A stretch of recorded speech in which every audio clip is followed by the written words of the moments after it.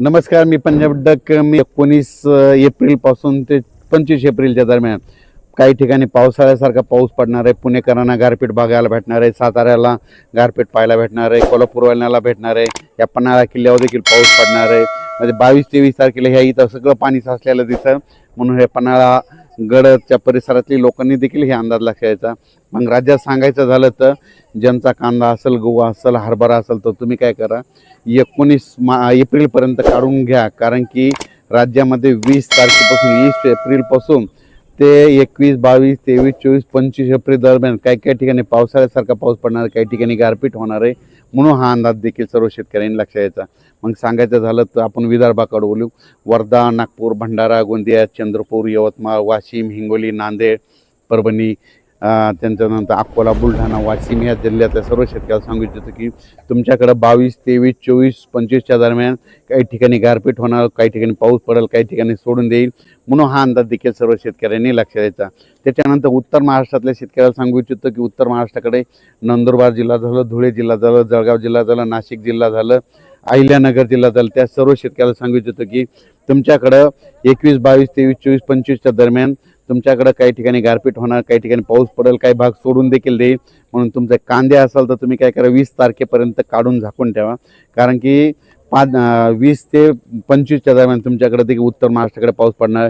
तसेच मुंबई, पुणे, इगतपुरी, अहिल्यानगर, संगमनेर ह्या परिसरातल्या शेतकऱ्याला सांगू इच्छितो की पुणेकडल्या शेतकऱ्याला 2, बारामती, त्याच्यानंतर अहिल्यानगर, पाथर्डी ह्या परिसरातल्या शेतकऱ्याला सांगू इच्छितो की त्याच्यानंतर शिर्डी, कोपरगाव, राहता ह्या परिसरातल्या शेतकऱ्याला सांगू इच्छितो तुमच्याकडं 20 तारखेपर्यंत तुम्ही तुमचे कांदे असेल झाकून काढून ठेवा.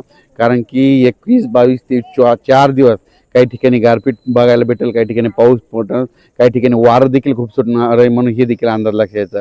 त्याच्यानंतर संभाजीनगर जिल्हा, जालना जिल्हा, परभणी जिल्हा, बीड जिल्हा, लातूर जिल्हा, धाराशिव जिल्हा, नांदेड जिल्हा, हिंगोली ह्या परिसरातल्या मराठवाड्यातल्या शेतकऱ्याला सांगू इच्छितो की तुम्ही काय करा, 21 तारखेपर्यंत 21 एप्रिलपर्यंत तुमची हळद असेल, गहू असेल, कांदा असेल तुम्ही काढून झाकून ठेवा. कारण की म्हणजे 21, 22 पासून ते 25च्या दरम्यान मराठवाड्यात देखील काही ठिकाणी गारपीट पाहायला देखील, काही ठिकाणी खूप वारं सुटेल, काही ठिकाणी पाऊस पडेल, काही भाग सोडून देखील देईल.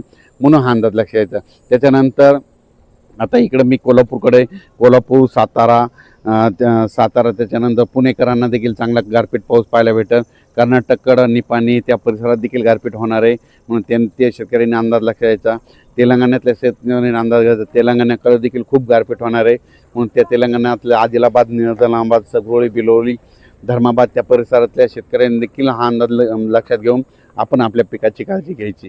मला सांगू इच्छितो इकडं म्हणजे ह्या कोल्हापूर, साताऱ्याकडं 19 एप्रिलपासूनच म्हणजे पावसाला सुरुवात आहे. तर 19, 20, 21ला सातारा, पुणे, इकडं कोल्हापूर ह्या परिसरामध्ये पाऊस पडणार आहे. म्हणून शिरोळ भागातल्या शेतकऱ्यांनी, निपाणीच्या सर्व शेतकऱ्यांनी अंदाज लक्षात घ्यायचा. सांगायचं झालं तर म्हणजे मागं जशी गारपीट पाऊस झाला होता तसंच हे परत एकदा त्याची कॉपी तयार होणार आहे.